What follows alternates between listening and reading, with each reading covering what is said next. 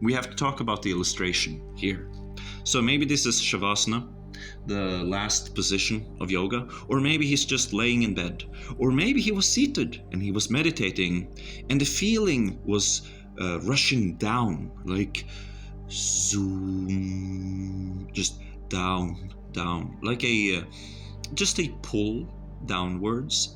Feels very pleasant. And then more in the chest area, extending down to the genitals, there's this tickling feeling of riding a roller coaster, like zoom, zoom, like that. So he's feeling that, he's enjoying it. And then, what can we say about that? What have you achieved? Well, you have achieved the right to go on any YouTube channel that is speaking about jhana and samadhi, even that of monastics, and say, I meditated and I felt this, and it was like a good little buzz, and it was very pleasurable. I entered the first jhana, I'm the greatest ever, and I'm basically awesome. I'm awesome, yeah.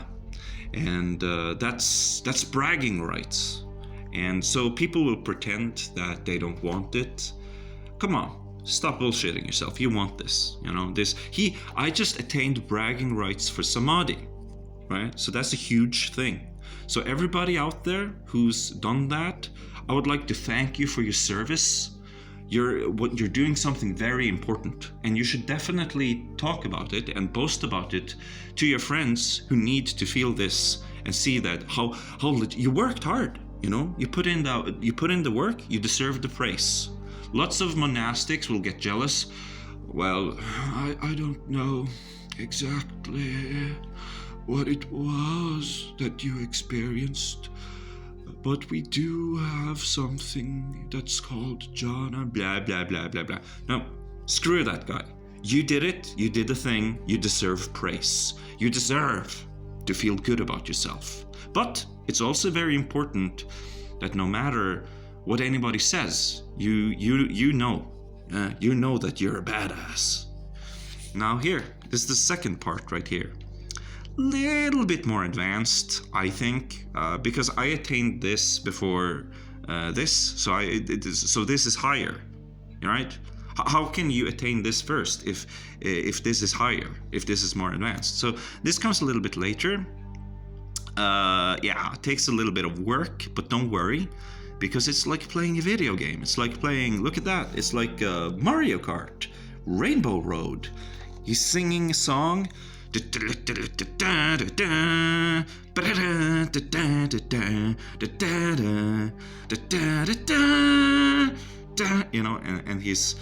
I'm using the hands because the eyes flutter when you relax and you keep them closed. And so you can have Rainbow Road. And what's really funny about this is you start and you see very dim visuals, then you get more color, and then you start hearing the sound effects of people, like Mario, if he passes you by, it's like, woohoo! You start hearing that kind of stuff. So that's kind of funny. Now, let's not get too positive. We must remember, first, male chromosome, keeping the male heritage ancestry DNA, very small. Female genetics, very big. Pachamama. It's the entity of Pachamama, the eugenicist. So what does Mother Nature? Because that's what Pachamama means. Mother Nature. What is good nature? So women, hypergamy, right? Now the men have to compete, so the men have to be aggressive, yeah? So for a man, if you're kind of murderous and you're kind of ruthless and a jerk, that's good nature. Now for women, like a slut, whore, but also manipulation is very good, right? Machiavellianism is very good nature. Right?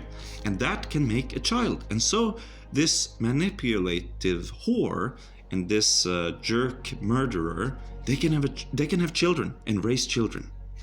And then there will also be bad nature, right? Which is destroyed, it says here. Destroy. So chubby chicks with great personality, but she's not a looker, and she's very nice, and she's very honest. And then you have lovable losers, who help out. Oh, he's such a nice guy. They can stay submissive and be gentle, kind slaves. Very good for the workforce. Many of these people are very, they go into work, they do all the work. These people, they don't give a shit. This guy comes in, does all the work, and then these people can relax and make babies. And have more sex, because this is good nature. This is what nature rewards. And these people, if they die virgin, that would be great. So just directly here, no children. So some of these men being aggressive are also going to go directly here, by the way. So everybody can die at any moment. There's really no safe harbor in this storm. But here, this is kind of ideal that these things that are destroyed and are not perfect enough for Mother Nature just die, and then or have less children, and those children have very bad genetics, so they die eventually. So grave is like where they want them. And then that these people who are hypergamous, manipulative whores and aggressive jerk murderers, very aggressive, they have children, that will be the best seen from Pachamama, Mother Nature's point of view. And so we get a bad action or bad karma from mother coaching and father coaching. So the upbringing is going to be based around manipulative behavior and whore transaction. So whenever you negotiate, it's going to feel kind of weird. And then threats and violence and negativity, especially threats and violence from your dad.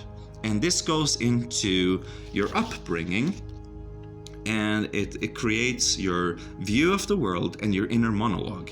And so most of people, more than 99% of people, are going to be reliant on mother coaching and father coaching, most dominantly, so that they can keep reproducing and spreading this into the next generation. And this is going to be 99% of people. There is, however, a alternative, which is actual good coaching, actual having great view and great monologue within. But this is very rare. It's less than 1%. Now, before you go on assuming that you got this, you have to understand that this is incredibly, it sounds like something you can just read a self-help book and get. But Hillside Hermitage, they're pretty good at this. And they're not even close. This is very high. This is less than 1%. This is arahant level. You've probably almost never met somebody who's at this level. And you might, this is basically, you're not an arahant, but you can become one really, really quickly because you support yourself 100% in everything you do. You thoroughly unionized, it's on the verge where you can die by stopping your heart and astral projecting because you're so unified within. So this is incredible. I'm not talking about I feel good about myself because I'm an athlete, because I'm able-bodied, so everything is actually just dependent on that. And then I grew up around the right coaches and they were coaching me, so I think I'm an actual good coach. Actually, over here, don't get cocky. This is incredibly rare. I do in no way assert that I got this, but I know it exists. I know it's theoretically possible because, but if you're at this level, not only can you become enlightened, but you can become enlightened very fast. It's like, I just looked at that Kundalini thing. I was like, oh, okay. I just did it. Now I have Kundalini awakening. You're not that good. You're probably not at this level because, if this is working, you will prefer it. But when it's not working, it's probably reworked because it's not working, but you tend to go back to this. It's like, well, nobody here is like, my upbringing has not prepared me sufficiently to becoming a god. So I have to become more schizophrenic so that I can release the mind's hold on how I see the world, so that I'm not forced to see the world the way it is, but the way I want it to be, via delusion, if that's necessary. Nobody's like that guy. Nobody's like that. This is incredibly rare. And if you start noticing in which ways you're working, like, oh, that situation that happened, I knew it was going to happen, still pisses me off. Like, that this is something that I suffer. You probably have things like that you suffer. And you think that when you fix it, that you've become this. No. You have to understand, this here is the norm, and when it needs to change, we go back to this. Manipulative behavior, whore transaction, threats and violence, negativity, to find something new for our view and monologue. We do not, like, this is very hard to find. Actual good coaching. Okay, so you think you got this. Who do you treat with more love and compassion? Yourself or your pet? Right? You don't have this. Stop. Now, just to hammer home how rare this is. Okay, so see here. This is the nadi flow. This is the tubes coming out of your spine into your legs. It's called nerves. And it's coming out at different regions, and it affects the body in these regions, right? And so you can hammer onto it, you can plaster onto it your chakras, so that you're working from center. And you can kind of feel it and get a feel for where it is, and construct this kind of structure inside of yourself. Do you know this symbol, by the way?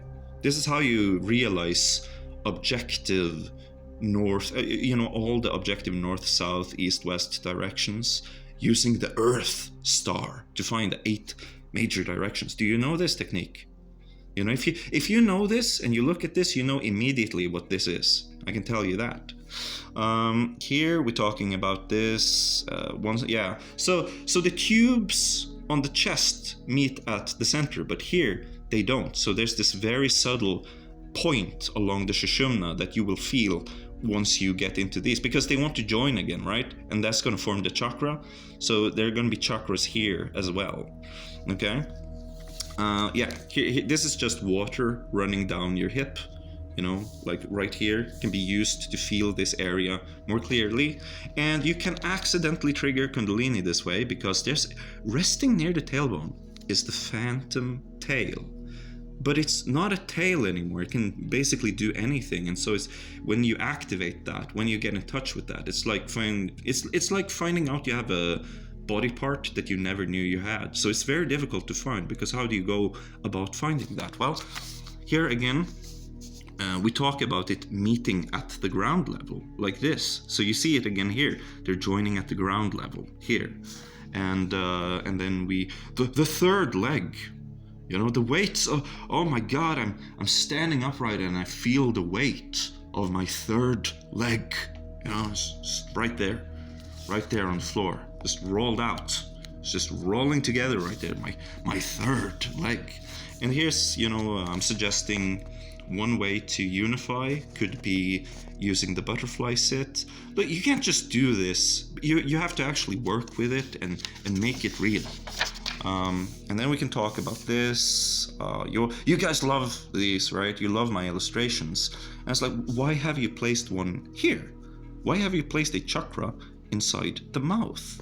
That's a very good question, right? But anyways, here's the classical techniques. Everybody loves this. So here's one unified breath.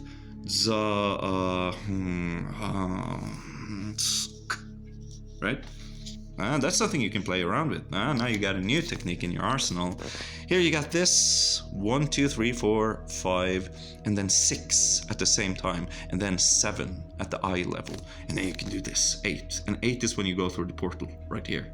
When you play around with this, try. Just be careful, because it's your heart, and maybe if you have a pulse watch, see what you can do with your heartbeat by just playing around with your breath. Now, there is something called Maha Samadhi, where you stop the heart, and you can definitely manipulate your heart or get more control of your heart, and and experience tachycardia, and the other one when it goes too slow, when it goes below 60. I've done this. You might, and there are states like the Rajasic state that can help you to get this, because Rajasic is going to go back to tamas, and tamas is where you have very slow heartbeats. And yeah, like I have experiences with this. Maybe I can share a little bit about it later. And here, toothache during gateway meditation. First in my left fang spreads to other tooth via the roof of the mouth, like so. See this? Very cool. Yeah. So we're using the same patterns again. We're using the thing to solve the problem. First way of dealing with it. 1, feel pain. So it's just a mess, and we interpret that mess as pain. Now sort into components. So by itself, heat isn't that bad. Presence isn't that bad. Ice, like erupting, lightning, and vibration isn't that bad. It's more of here that we have pain. When you feel each individual component, it's like, I feel that the heat at this area has also gone up. But it's kind of like a spiritual heat. And then recognize not pain. Yeah, which is what I just talked about. It's like, aha, this component here, you just vibrate. And so from the tube that comes from the spine, it's feeling the components, right? And they're going into your mouth, and then it's manifesting the pain. And so you can shake the tube if you know the tube, and follow these components. You can follow them home. You follow them home. So you have the difference between the mouth of a regular person and a person with practice is that it's full circle. So instead of the 32 tubes, it's actually 40 tubes, because it uses the 8 ones to go back into center. I'm talking about here. If the pain already is manifesting from injury, this process must be anchored to automatic ticks of the body. So 8 petals, maybe the lower heart chakra, the Tummo heart chakra, the Korlo Tibetan stuff, You can use any one that you have, but basically using something that is on autopilot to keep it anchored there. And this, of course, requires tons of practice. It's not something I can do sufficiently. It was something I accidentally discovered when I was 14. I was running, I was jogging, I hurt my leg, had to walk home with my hurt leg. I could still walk, but it didn't feel too good, so instead I just focused on the warmth instead of focusing on the pain in my knee. It wasn't like a big injury, it just hurt. And so I could get rid of the hurt until I got home. So I was 14 years old, I was jogging. Yeah. And if the pain is happening at a higher level, so if it's coming from the brain and not the spine, and especially like reflex pain, that's a great way to start. Reflex pain is when you're standing in line at the grocery store, and then it's like, and then it goes away. just random pain. And if it stays and sticks to you, then you can follow it back to the center very easily. That one is the easiest one to get rid of. And it's kind of like this game that's kind of fun to play during meditation. Like, meditation is a lot more than just relaxing. Think about it. If you had to relax for 5 days before you got any good effects, then probably nobody would know about it. None of the yogic masters who exited by Mahasamadhi, because that was really quick, like Yogananda stopping his heart, and it was basically just a couple of minutes, right? That could never happen. So it doesn't have to take long. You just need to find the button. As I talked about, the phantom tail. You have to find the button. When you know where the button is, you just push the button and you do it. It happens really fast. You don't have to sit for a week. But if you cannot find it and you look for a long time, then you're gonna sit for a week. And also if you're very stubborn, it's like, I'm gonna sit here for as long as it takes. Then you're going to have to let go of that first, which is going to add time. And then if you're reinforcing it, then of course you'll be seated for a week, and afterwards you're going to get up after finally getting the results, which will come. you're gonna get up and be like, yeah, never doing that again. We have to find a way where we're cooperating with the body, where we're in union and harmony with the body, and not just forcing our will, but just working on subtle system. We're not trying to do something that the body can't do. The body can feel pain, the body cannot feel pain. People can hallucinate sensations. Like, this is not foreign language to your body. You just don't know where the button is.